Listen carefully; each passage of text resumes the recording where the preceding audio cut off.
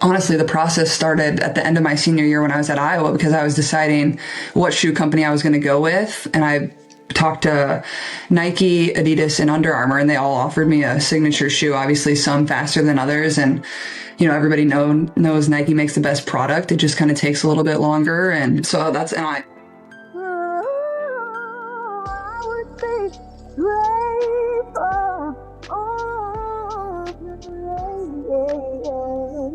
This was never supposed to explode like this. One Nike ad, one athlete, 30 seconds. But just 3 minutes after it dropped, the WNBA was in full panic.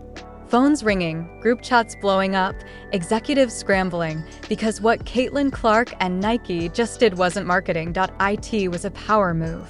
And by the end of the story, you'll understand why league officials, star players, and even sponsors were forced to react.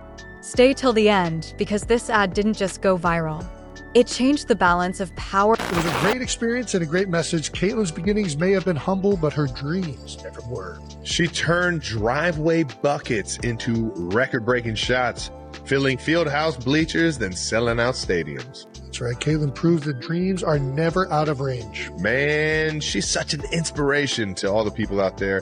And I really resonate with her mentality about getting 1% better every single day. Shout out to Nike and shout out to Caitlin for being such good friends of the show and having us be a part of the From Anywhere campaign. All right, 92%ers, if you want to get in on the challenge and shoot from anywhere like us, visit @Nike Basketball on Instagram and get in on the action. Nike didn't announce the ad. No countdown, no press release, no hype tweet. It just appeared. Caitlin Clark empty gym, lights low, no crowd, no celebration, and fans immediately noticed something felt different. This wasn't a feel-good commercial.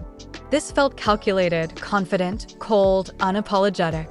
Within minutes, people started replaying it, not for highlights, but for meaning. Frame by frame, fans broke it down. The pauses, the silence, the choice off words. Nothing was random. Nike didn't hype Caitlin Clark. They positioned her not as a rookie, not as a prospect, but as someone who already belongs at the top. That's when insiders started whispering. Nike waited for this moment on purpose because the ad didn't respond to critics. It ignored them, and that scared people. Inside league circles, the mood shifted fast. Some loved it, others didn't. Out, too. Because, of course, they didn't share a damn thing about this. I mean, it's crazy. So, right here, this is a comparison. This is the logo, the two CCs intertwined together. Somebody said it looked a lot like a 1950s airline logo. And I was like, I kind of see that. There's Breonna Stewart. I can't make heads or tails of what that shit's supposed to be. Asia Wilson, okay, I don't even know. Sabrina's I like, and Angels is not terrible. At least you can see it's an A. At least you can see that as an S, and that is pretty obviously two CCs. But I like it, I do. So I came over here and I was like, well, I know good and well they because this ad wasn't cleared through the usual comfort zones. It didn't ask for permission. It didn't soften its message. And suddenly the words started circulating tone. Too confident. Too bold, too soon. And then the commissioner's office was mentioned. Then came the headline that blew everything up. WNBA Commissioner monitoring Caitlin Clark after viral Nike ad. That wording changed everything. Monitoring or an ad? Social media erupted. Fans asked the obvious question. Since when is confidence a violation? Commentators warned, this looks bad because the more the league reacted, the bigger Caitlin Clark became. Speculation exploded. Not confirmed, not official, but loud. Words like discipline, image, and standards started floating and fans snapped. Suspend her for what? Selling shoes, growing the game. The backlash turned brutal, and while the league hesitated, Nike smiled. Then came the moment that changed the tone.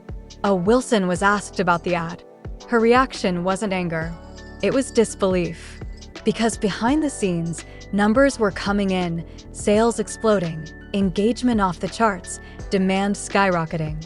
Reports. Oh, was that just a jersey get to that pick, you get? but I was about to say for these practices, they kind of 17's just not hand the you best over. number ever. I wouldn't have picked that. But so the players that like have been on the national team prior get to continue wearing their jersey, like that practice number jersey or their jersey, obviously until like they're done playing on the Olympic team or whatever happens for the next Olympics. And then all us newcomers, there was a lot of young people at that camp. We just get assigned a random number. I guess I got 17. Nobody asked me, but it was fine. All right, so are you just stuck in 17 now in perpetuity, though? Do you get to change it maybe in the future? So if I eventually make the team, it's weird, like, because international basketball, I think it's 4 through 15. Those are the only numbers. So you have a 4, 5, 6, 7, 8, 9, 10. What?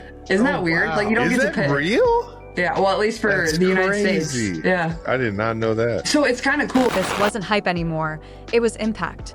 And that's when people realized you can dislike the moment, but you can't deny it. Insiders believe Nike waited deliberately.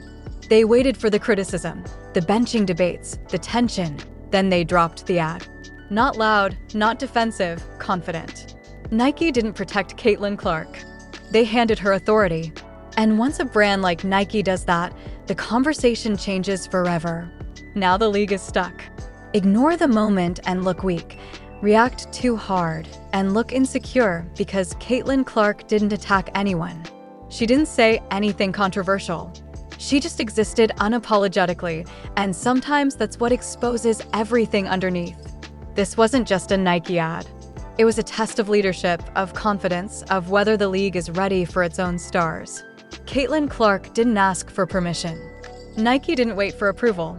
And now the WNBA has to decide. Control the moment or grow with it. So now it's on you. Did Nike play this perfectly? Did the league overreact? And did this ad change everything? Drop your thoughts below. Like, if you believe stars should be empowered, subscribe because this story is far from.